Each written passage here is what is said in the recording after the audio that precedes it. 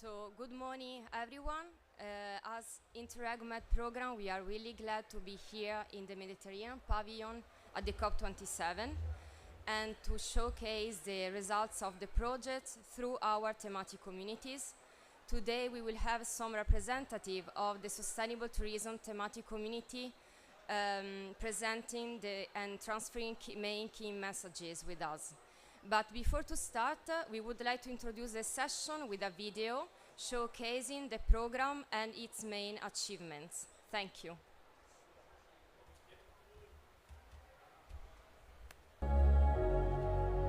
We urgently need a change. We need to implement effective measures to adapt and mitigate to the multiple effects of climate change. Easier said than done. At the Interreg Med program, we strive to create the best climate for a change.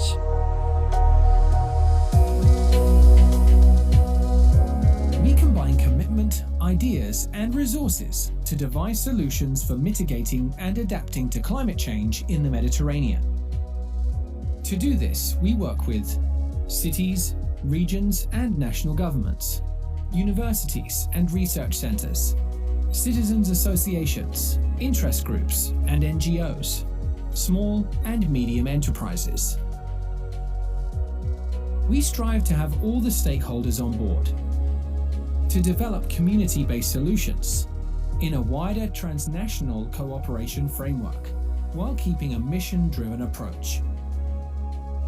Our main goals are to foster an innovative and sustainable economy, to protect and restore our natural heritage, to promote greener living areas, and enhance sustainable tourism in the region. In other words, to make the Mediterranean green transition happen.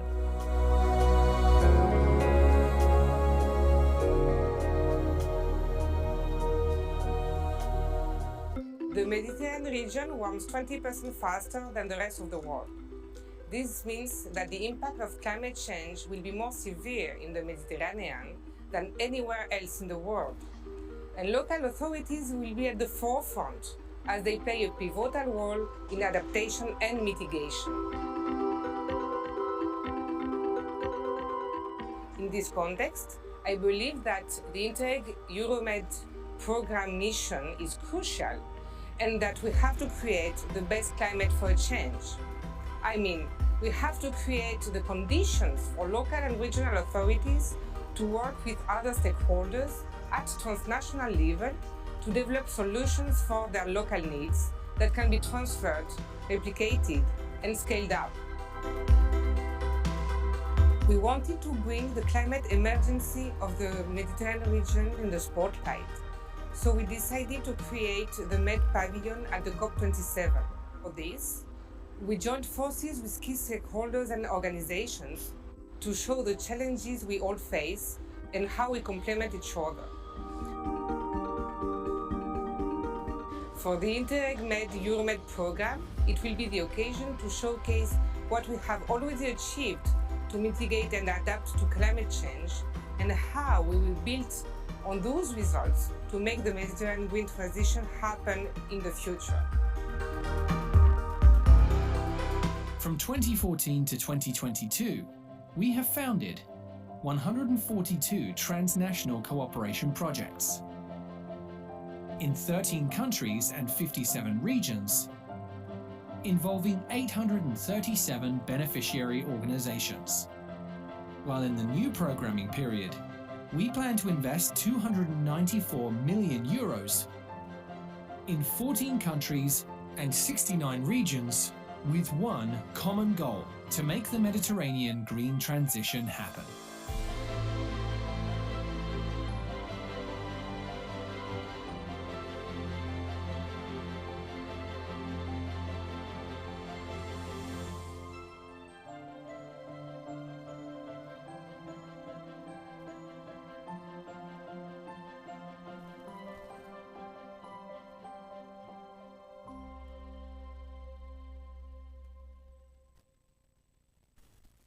Okay, thank you. After this introductory video that explains the contribution of the Interreg Med to the Med Pavilion, We start this session, as Francesca said, organized by the Med Sustainable Tourist Community. This community brings together 30 projects dealing with sustainable tourism in the Mediterranean that have been implemented in the period 2016-2022. It is coordinated by the Barcelona Provincial Council in partnership with UNIMED, Nextur, Plan Bleu, the University of Thessaly, Adriatic Ionian Euroregion, and the Slovenian Regional Development Agency of Green Karst. In this session, Tourist Climate Action Plans in the Mediterranean, a vision for the future. First of all, we want to hear about the international frameworks to set up the scene for the climate action plans in tourism. On the one hand, Virginia Fernandez-Trapa from WTO will introduce the initiative launched in the last COP26, the Glasgow Declaration, as a key tool for the development of the climate action plans in the tourist sector. On the other hand, we are delighted to have on board Mrs. Elena Contura, member of the Committee of Transport and Tourism of the European Parliament, that will provide the main policy messages on that topic. After that, a panel debate conducted and moderated by Jeremy Smith from one of the organizations promoters of the Glasgow Declaration, Tourist Declares. This debate will count on the participation of Cristina Núñez, Director of Network Nextur, Jaume Mata, Head of Sustainable Tourism of Visit Valencia, and Céline Debril from Plan Bleu. The debate will be around concrete examples and measures implemented in the European Union and Mediterranean destinations to fight against climate change. And finally, Ermeta Mariani from UNIMED will showcase some of the concrete examples and solutions developed by the projects of our community. Last but not least, I would like to highlight that we have the contribution of Fanny Didou as graphic illustrator that will collect in a graphic format the main messages and conclusions of these sessions. I would like to thank all of you to their kind participation of these sessions, and to further to add, I give the floor to Virginia Fernandez-Trapa from WTO.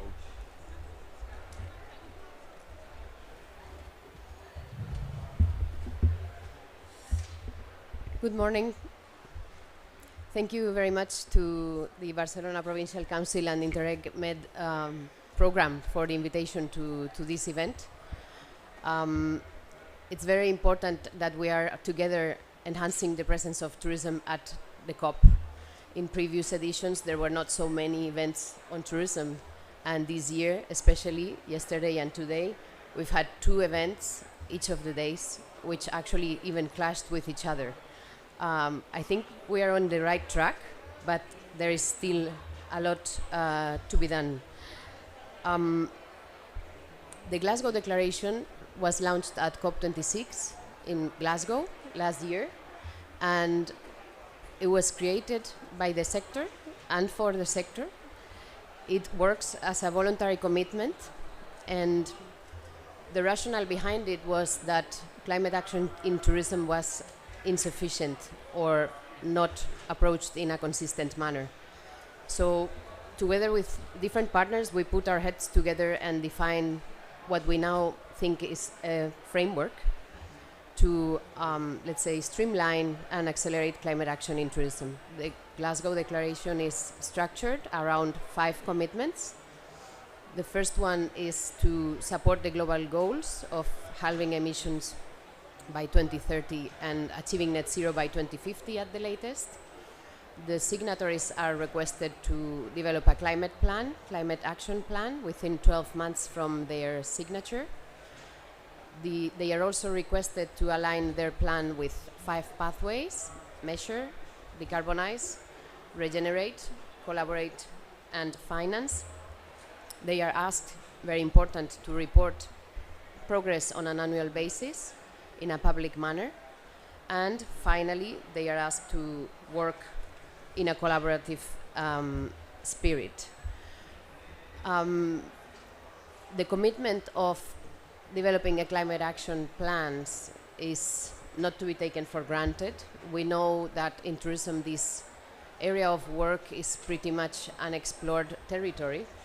So with our members we have been trying to advance guidance to support the, let's say, knowledge in increase in those areas. In the area of measurement, we have produced a compilation of methodologies and tools to measure carbon emissions, which are in use by tourism stakeholders in an attempt to make it easier for those that are starting the journey of measurement to maybe know which tool could be suitable for them, or at least have already a comprehensive view in front of them to take action in an easier manner, where measurement is never easy, but we will continue developing guidance for especially the rest of pathways, decarbonization and regeneration in the course of next year. And we hope that those materials are going to be useful for the whole Interreg community. At the same time, we know you are very dynamic. We really appreciate the proactivity of this program and its members, and we hope that we can also in turn use the materials that you will be developing in different projects and initiatives within the broader network of the Glasgow Declaration and UNWTO. Glasgow Declaration was acknowledged in the EU transition pathway within the chapter that talks about the co-implementation of the pathway. And we very much like that reference because it's at the end of the day all about collaboration. We need to collaborate with ministries of tourism, with ministries of environment, with businesses, with civil society, with the communities. So it is our endeavor to make this happen, and we know collaboration is not easy. Recently in the Nicosia conference for environment ministries, which took place in October, the declaration was referenced in the ministerial declaration. The Glasgow Declaration was referenced in the ministerial declaration of the conference as a tool also to advance circularity. And this is because we see also circularity as a key strategy to advance climate action in our sector, which, as you know, has an extensive value chain, and many solutions can be piloted within our value chain. And as a last, let's say, milestone, the United Nations General Assembly was in negotiations last week for a global resolution on sustainable tourism, where it seems we are going to have also Glasgow Declaration on climate action in tourism referenced by all the countries in the United Nations and pushed forward as a framework. So we have to work top down, we have to work bottom up, we have to make those two approaches converge. So we are here to support. Thank you again very much for the invitation, and I wish you a very fruitful discussion and event. Thank you.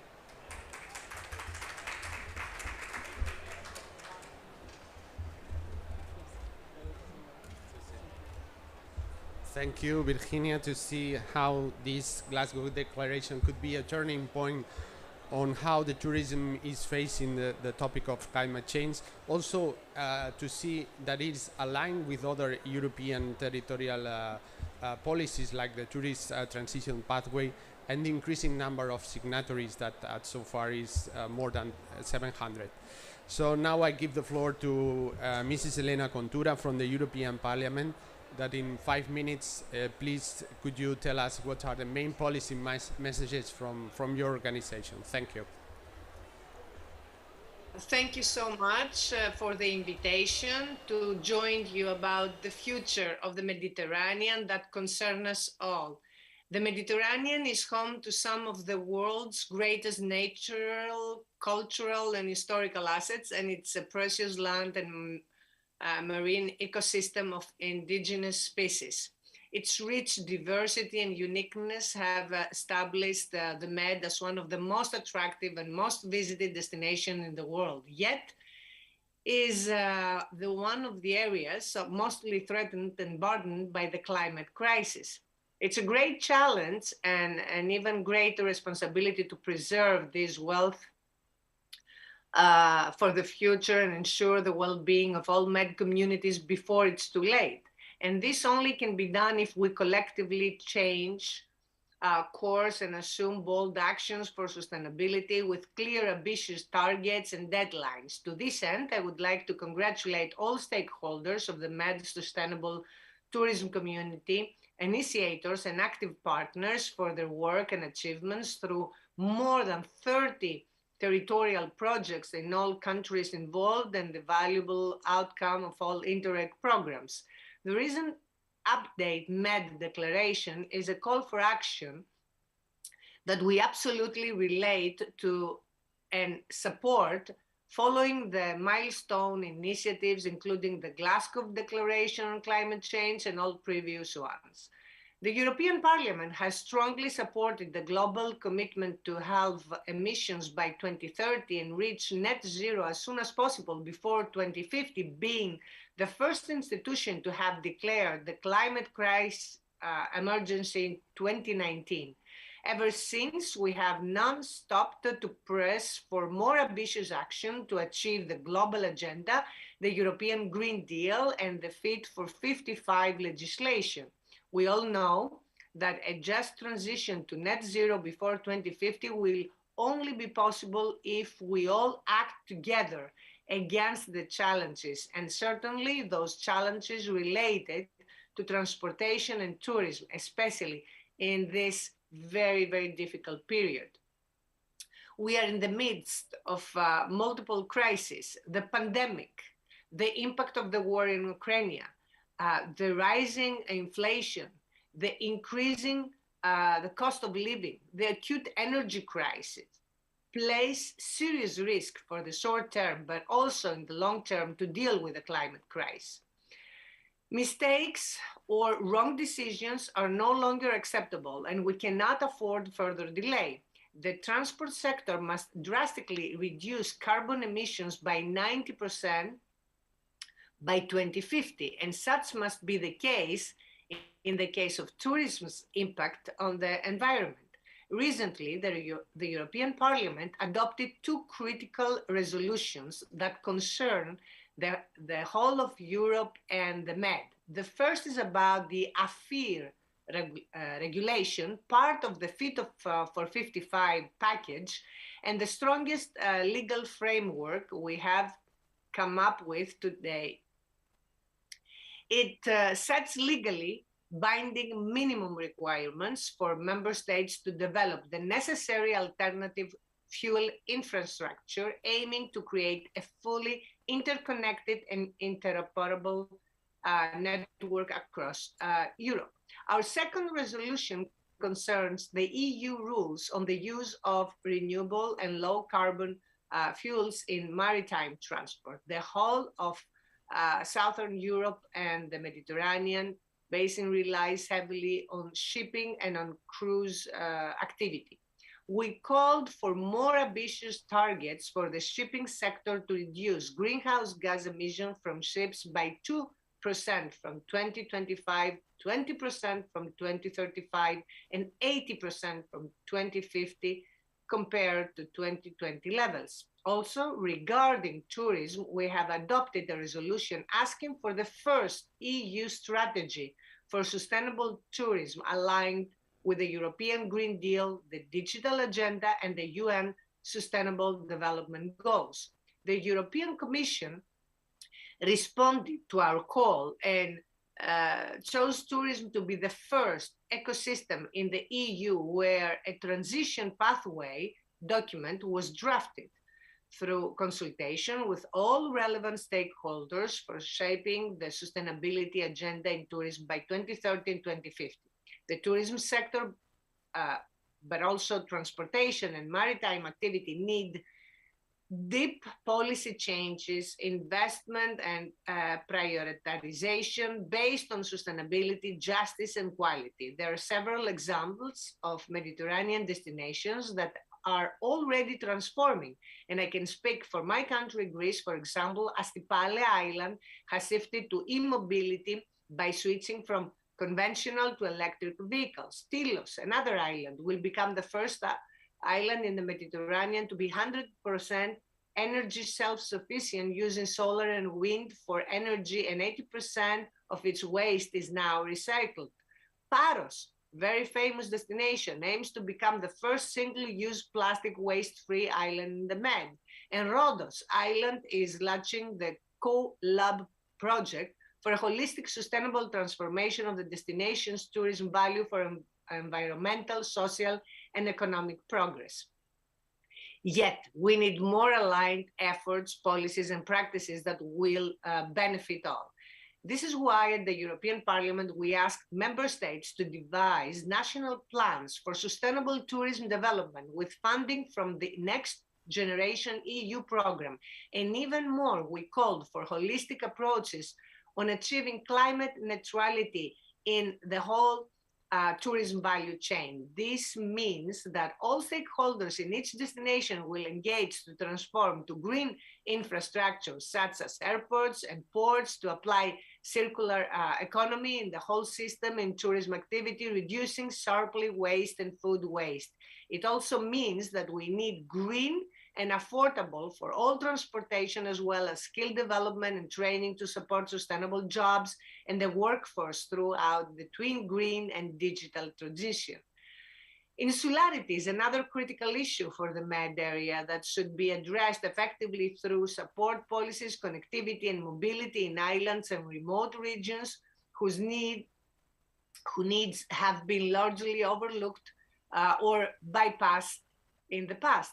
Most of the islands face enormous transport costs, and the cost of living is sharply increasing. So if the transition to sustainability is not entirely fair, covering the needs, all groups of citizens, and for all regions, a large part of the human capital, entrepreneurships, and jobs in Europe is risk of being lost, threatening social cohesion as well. This is why one of my main proposals, adopted in several resolutions, has been the need to create a European crisis management mechanism so that collective response will be mobilized against all sorts of crises, and especially for the climate crisis. And we also strive for the establishment of an EU agency dedicated to supporting tourism and its pathway to sustainability. Only if we are all together, we can make the big steps needed. And in this race, I can assure you that from my current position, I will further support efforts and decisions leading to a more sustainable future in tourism for all. Thank you so much. Thank you, Elena Contura. We really appreciate your concrete messages and initiatives from the European Parliament. Let's move then to the debate. As you know, this is a hybrid event, so we have the moderator on site and the panelists are online. So, Jeremy.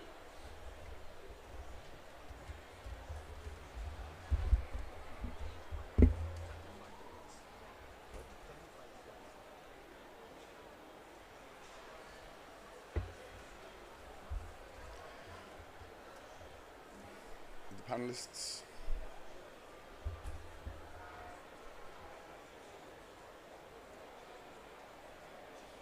Thank you very much, everyone. Thank you, Josep, for the introduction. My name's Jeremy Smith. I'm co-founder of Tourism Declares and climate specialist at the Travel Foundation, an international NGO based out of the UK. It's a privilege to be here to bring this together at COP27.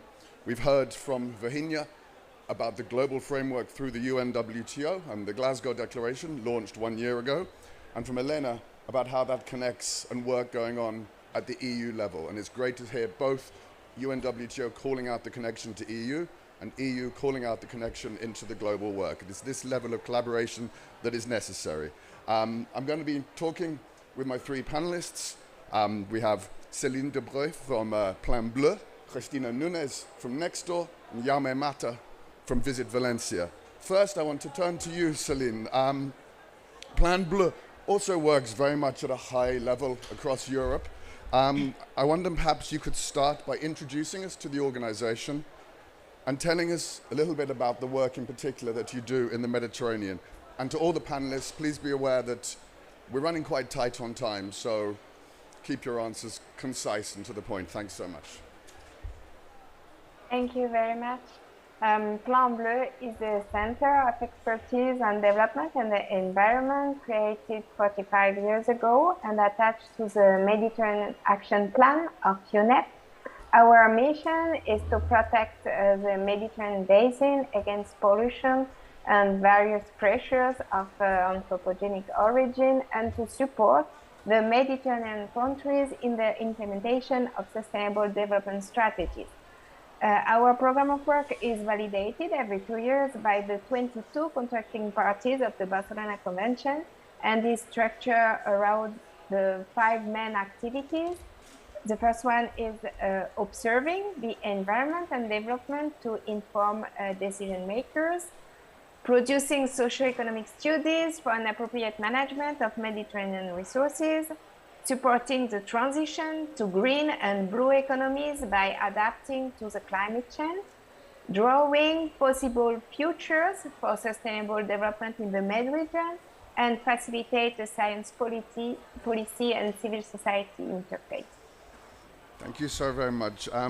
As you mentioned, much of the work of Plan Bleu is in observatories and forecasting. Could you, as we begin this conversation, maybe just set the scene for us about the scale of the threat of climate change in the Mediterranean and why climate action, why urgent climate action is so important for all stakeholders?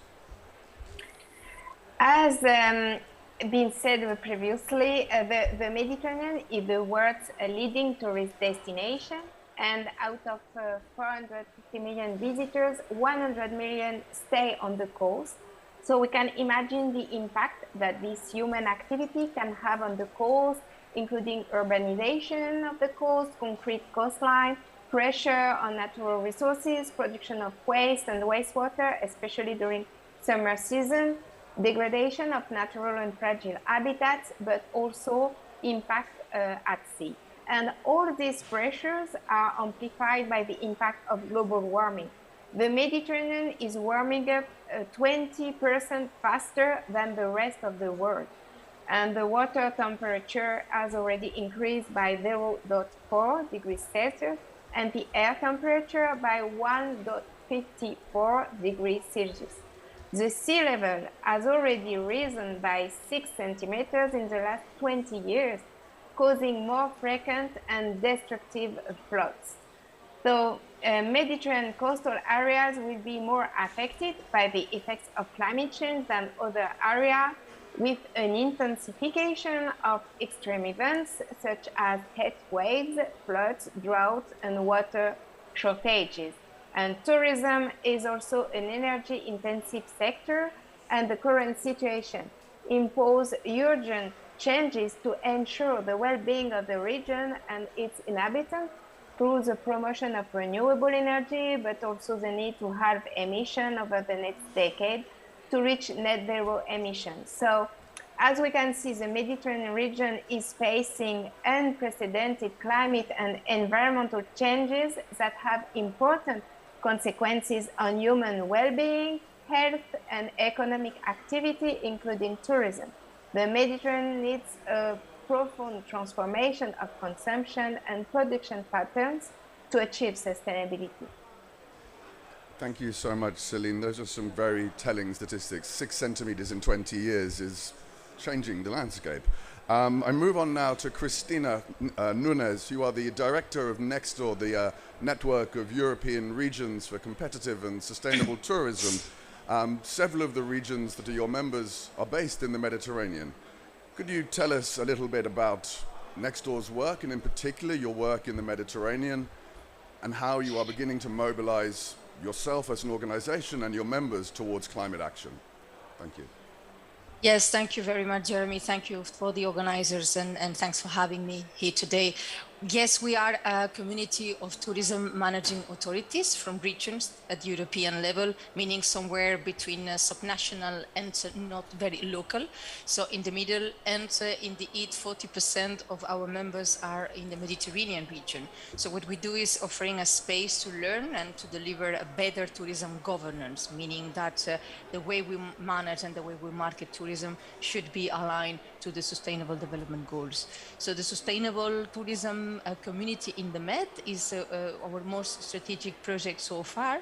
where our role, our contribution is to make the most of those outcomes of the 30 projects that Joseph mentioned in the introduction, how these tools, these methodologies, and these products can be embedded into strategies to improve the policy.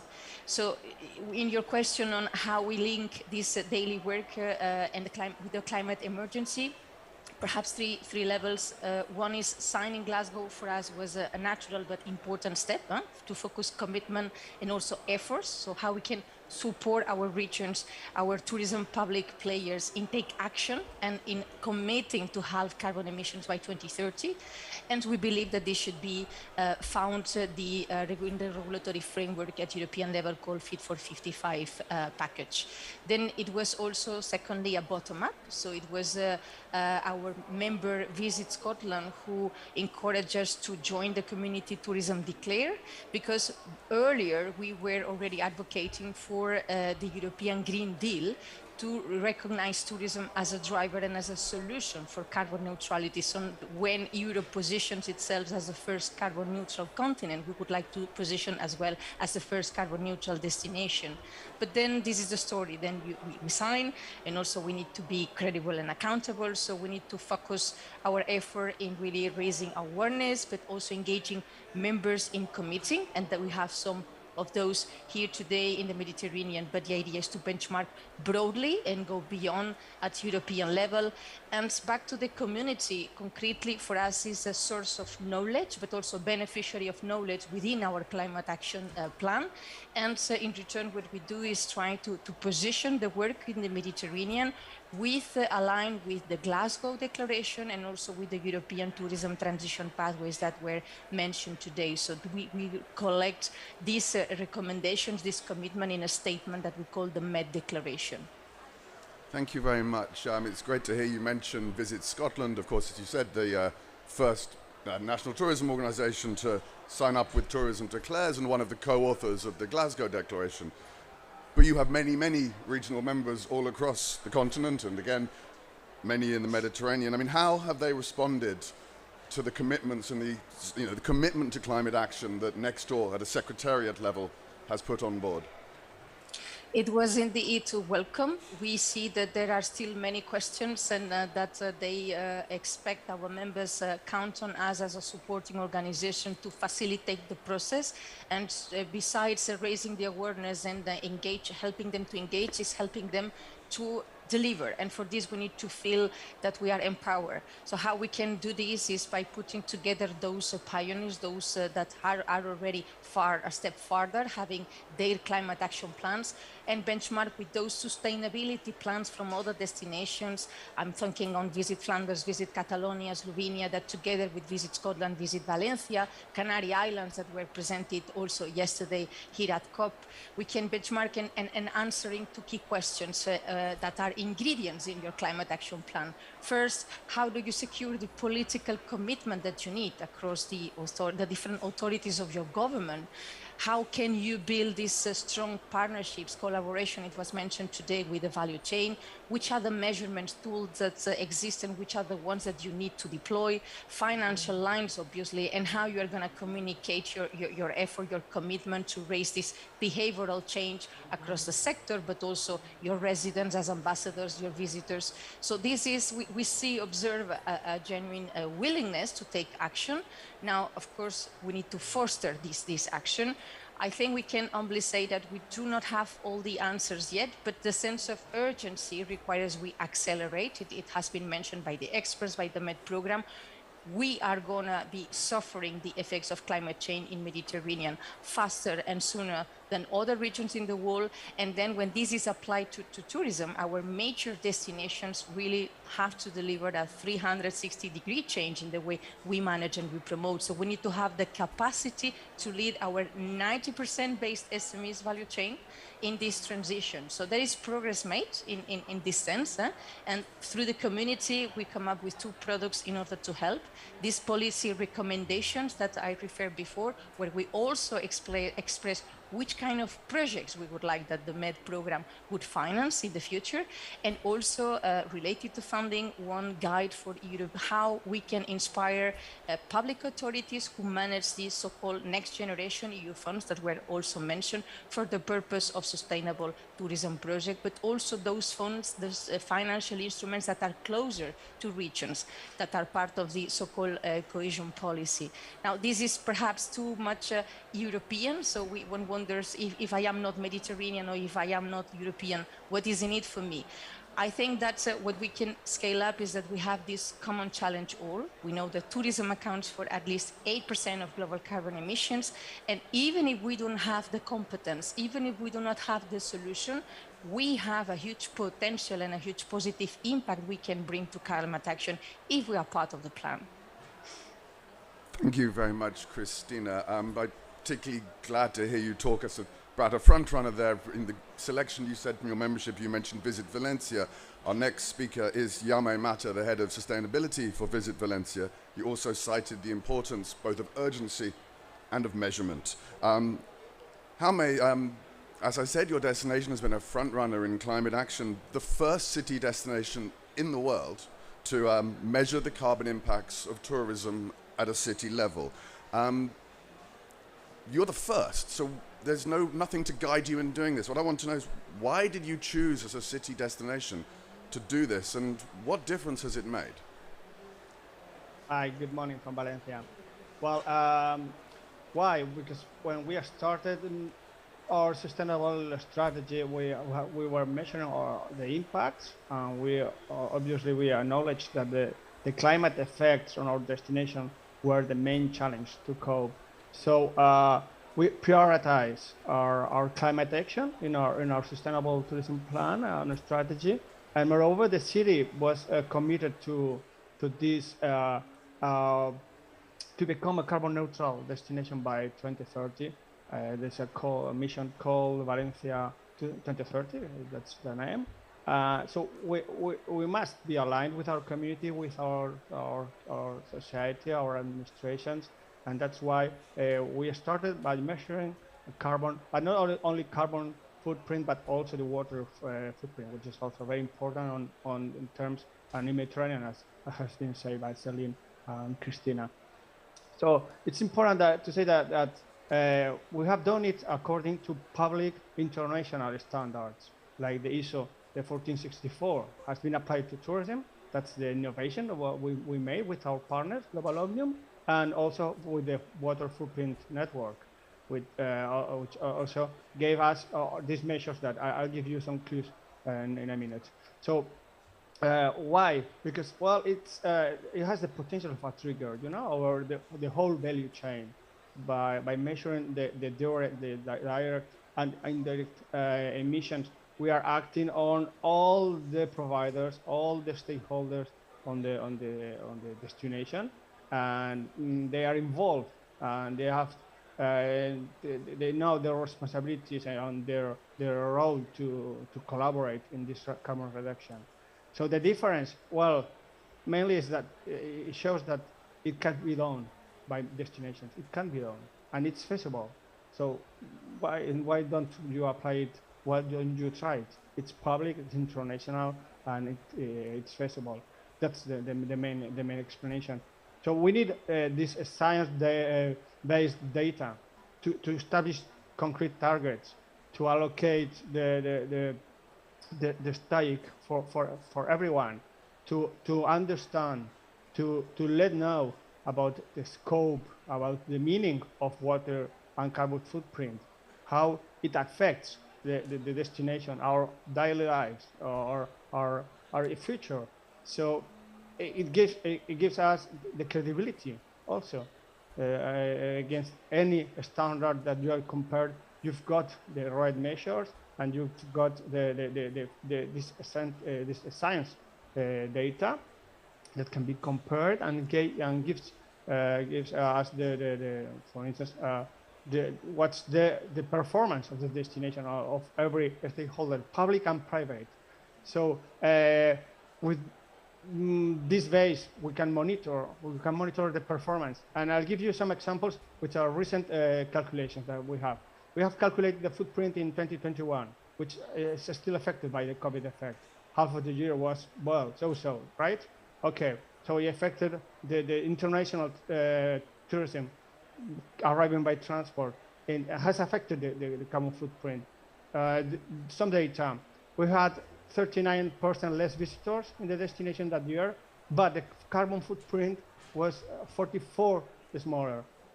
So we reduced our footprint more than the visitors because of this international transport. It gives you some clues, as Celine mentioned, about the transport.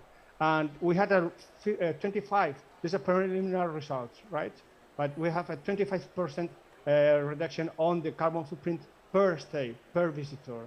Well, that shows how to do it, how we are performing on the right way, and gives the data to the administration, to the stakeholders, and to our collaborators. That's why we did it. Thank you so much. I just got a quick follow-up question for you, which is that, I mean, you've gone through the challenging work of measuring ahead of anyone else. You've come up with a climate action plan. You can see from looking at the backdrop behind you on the screen that you're European capital of smart tourism, your world design capital. You're leading the way in many things. So why join a coalition like the Glasgow Declaration? What brings it, what do you benefit from that? Right. Well, because as I said, we need to measure and we need roadmaps. We need guidelines. We are not experts on climate action. We are experts on tourism management. With the Glasgow Declaration, we've got this roadmap. We can learn the steps to follow.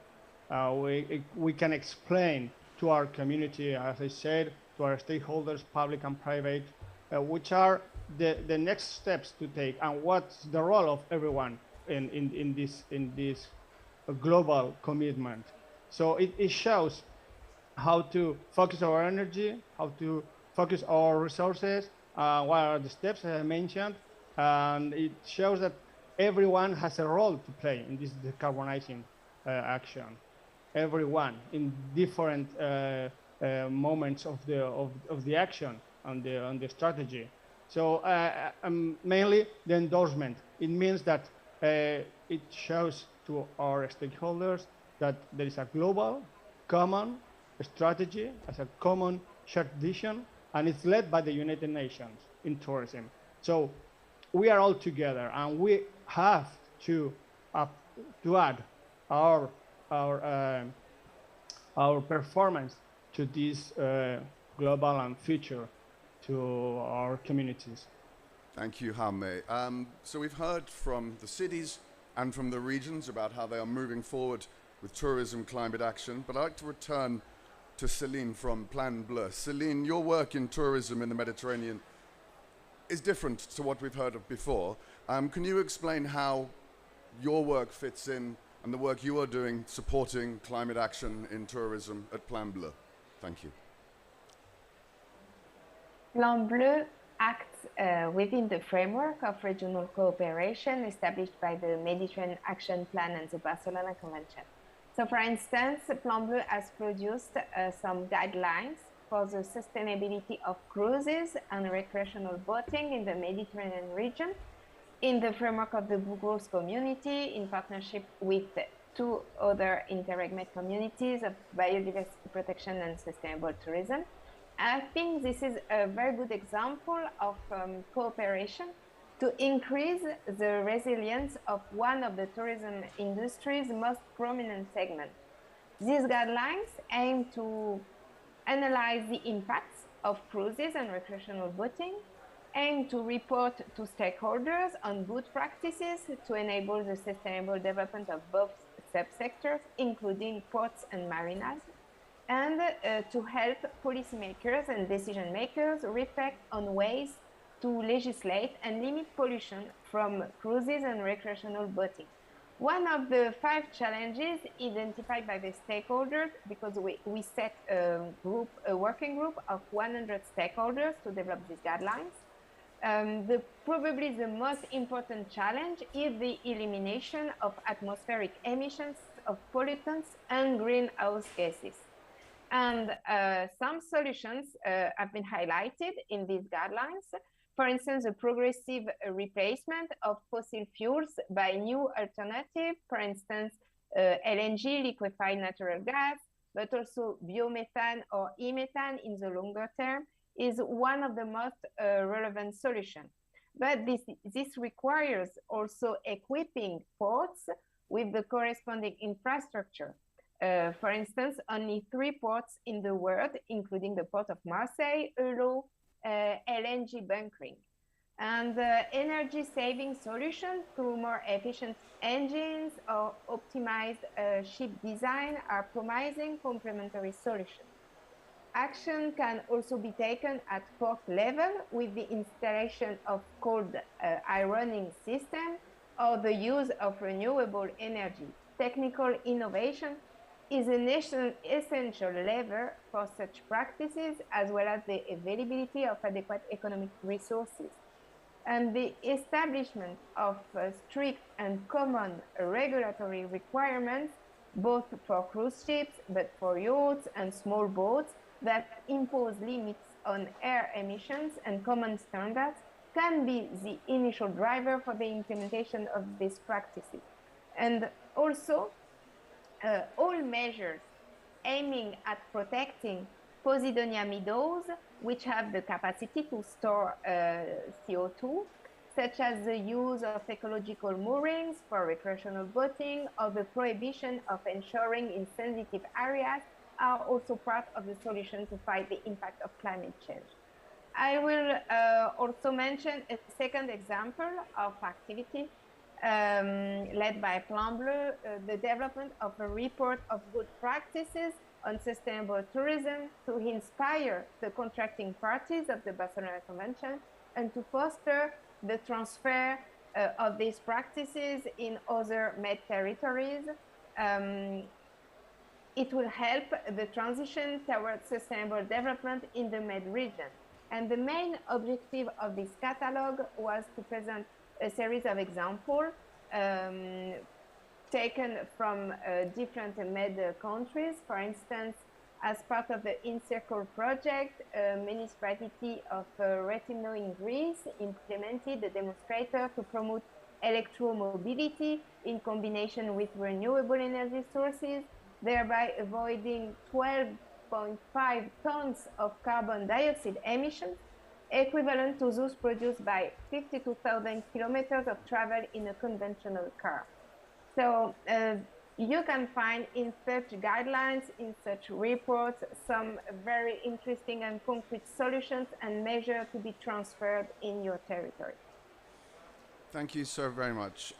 We're coming close to the end. We've only got a couple of minutes, so I'm just going to turn very rapidly to Christine Nunez from Nextdoor, because the final piece of this that we haven't had a chance to talk about is finance, is funding. For anyone wanting to engage in climate action, where is the funding at an EU level? So, as I said, it's going to have to be a short 1-minute answer, Christina, but for destinations, businesses out there looking to finance their climate action, should they be looking to the EU?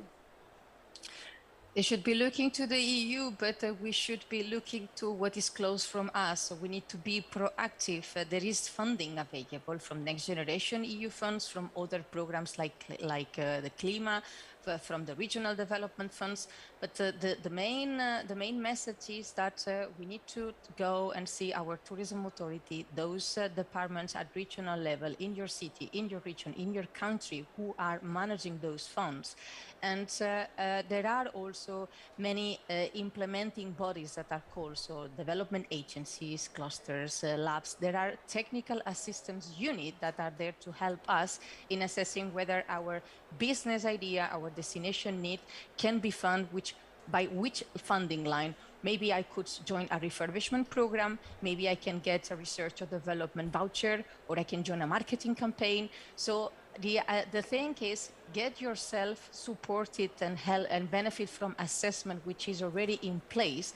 And then we have to accept that we will need to fight to get our priorities driving horizontal priorities, because tourism is not as often as visible as we want it, but there are solutions. If we have a strong collaboration within our sector, with the public authorities, but also with other sectors, and we have a long-term vision, we can go and go for this public procurement. So it's getting closer to those donors, those investors, and showing, as Jaume was saying, as Celine was saying, clear figures on the impact and the potential we have if we are in the plan. That would be my message.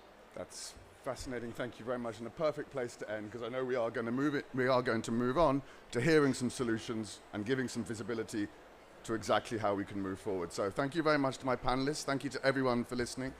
I'll hand you back to Josep. Okay, thank you, Jeremy. Thank you to the panelists. And in these final 9 minutes, we would like to hear Ermete Mariani from the Med Sustainable Tourism Community, from Unimed Partner, to speak about some of the tools and solutions developed by the community. Ermete, you have 4 or 5 minutes. Okay, good morning everybody. I'm very honored to be part of this debate, and I have also the honor to guide you through a tour about the initiatives and projects and results of the sustainable tourism community. Actually, 5 minutes, as you can imagine, is a very short time to wrap up more than 5 years, and fortunately is a short time, because the contrary would be quite worrying. I think that what we can do to give you an idea of the that we have doing is to show you this very nice illustration. So you can see that where we work is really the Mediterranean coastal area. And what we are doing is really exploiting the potential of tourism to regenerate the environment, to preserve its beauty, and also to foster a more competitive and sustainable business model for tourism. In 5 years, we have been able to gather a small community, but I think is very meaningful, is made of 30 projects, as I think has already been said. 63 million budget was invested into the regions of this huge area for 286 beneficial organizations in 13 countries and 49 regions.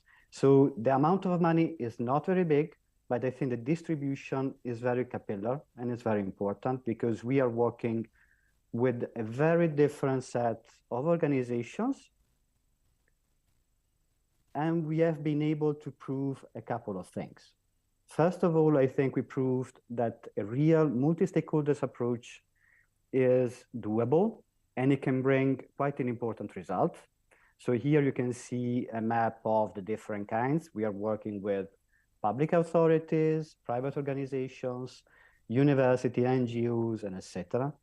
And all these sectors, they've been able to prove that we can develop a different model of tourism. So I will show you very briefly some good examples, what we believe are good examples of alternative tourism products that has been designed, tested, and eventually put on the market. The first one is fishing tourism that is brought about TourisMed project, and it is a way to provide alternative resources to fishermen. So using fishing also for making tools for tourism and to provide new experiences. We have emblematic project that has brought into the market a new way of experiencing mountains close to the beach area. We have the Meet Network developed by Destimed. Meet Network is really a platform to put on the market new products. So this is accessible for end clients, and they've developed a partnership with Intrepid. So they're not simply providing assistance to local communities to develop a new way of tourism, but they are also providing access to markets, so providing a way to fund this new tourism model. In Circle InCircle is trying to bring into the tourism sector some circular economy principles, and they are quite effective, they're quite new. So they work both on management level to introduce some changes, and they're also bringing these changes into the ground, so available for tourists. We have also another important issue that is the management of resources. And in this field, we have two important projects, gas water and consumeless. So both of them are trying to develop new practices for consuming less resources, mainly water, but not simply water. And they're also providing guidance and at the end, consumeless also a label to certify that some structures are really managing resources carefully. So I think I see that the time is running again. So there are many more projects. I invite you to go to our website. At the end, I will show you the URL. But before concluding, I want to bring your attention to a few flagship applications. So as Christina was just saying, funding are available, but it's quite difficult to navigate through this plenty of possibilities. So I invite you to discover our manual on how to use EU funding for sustainable tourism. And at the same time, also to have a look at the catalog of best practices, to have an idea of how funds can be used to have a real impact. Because quite often the main obstacle to get funding is to have a good project. What keeps all this community that you have seen is not very rich in budget, but is very rich in ideas and people and projects, is a common declaration, a common understanding of the values and the vision that we have for tourism of the future.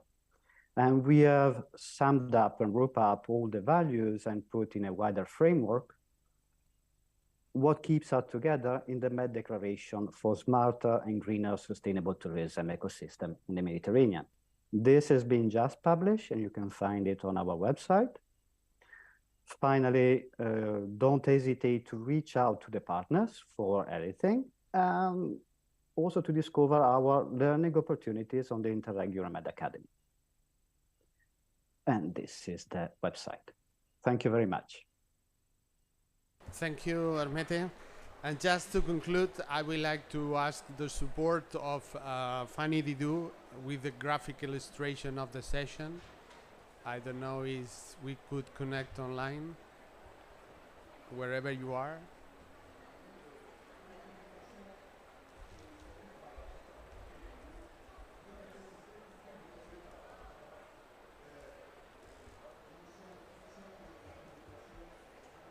Here it is.